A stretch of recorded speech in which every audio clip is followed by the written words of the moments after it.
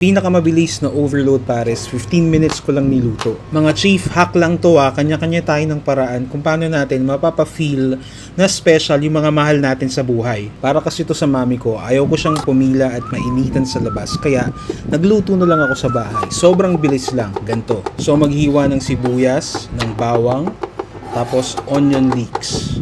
Magpainit ng mantika, igisa ang bawang, sibuyas, onion leeks, star anise, 2 beef cube, lagyan ng tubig, lagyan ng soy sauce for color, lagyan ng paminta, sa isang tasa maglagay ng cornstarch at lagyan ng water.